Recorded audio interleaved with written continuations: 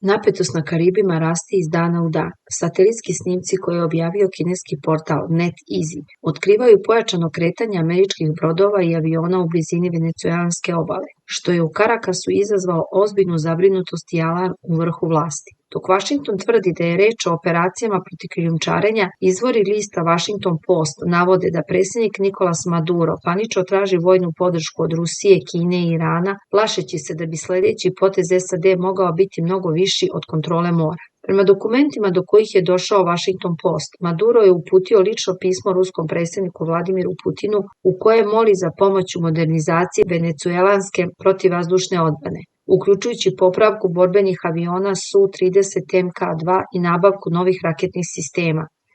Istovremeno je od Pekinga zatražio ubrzanu isporuku radarskih sistema i širu vojnu saradnju, dok su u toku i pregovori sa Iranom u nabavci GPS ometača i dronova dometa do 1000 km. Zvanična Moskva zasad ćuti, osim kratke izjave Ruskog ministarstva spoljnih poslova da je Rusija spremna da odgovori na odgovarajući način ako bude potrebno. Kina je međutim oštrija, upozorila je da američke akcije ugrožavaju stabilnost regiona i pozvala Washington da poštuje međunarodno pravo. Ipak, ruski časopis Latinska Amerika napominje da sadašnji ugovori između Moskve i Carakasa nemaju karakter formalnog savezništva, već predstavljaju simboličnu, ali političku snažnu poruku podrške.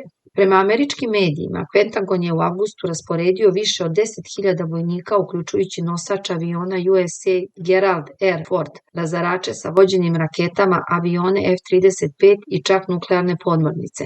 To je prema analitičarima najveća koncentracija američke vojne sile u regionu još od invazije na Panamu 1989. godine. Iako Washington i dalje insistira da je cilj misije borba protiv trgovine drogom, Wall Street Journal piše da su američki obaveštajci identifikovali potencijalne mete u Venecueli, baze povezane sa mrežama koje navodno finansiraju režim u Carakasu. Satelitske fotografije pokazuju i prisustvo amfibijskog broda USA Iwo Jima i razarača USA Gravely, koji su dovoljno blizu da deluju po kopnenim ciljevima ako stigne naređenje. Predsjednik SAD-a Donald Trump izjavio je da nema planove za napad na Venecuelu, ali nije negirao povećano vojno prisustvo.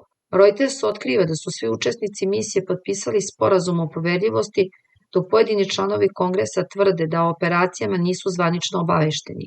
Ovo postiče sumnje da se iza navodnih operacija protiv krijumčarenja krije mnogo šira politička igra Vašingtona.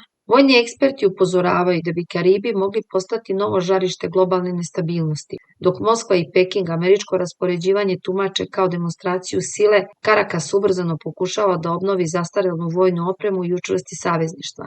Kako zaključuje NetEasy, možda prava borba još nije počela, ali već se vodi u tišini između redova.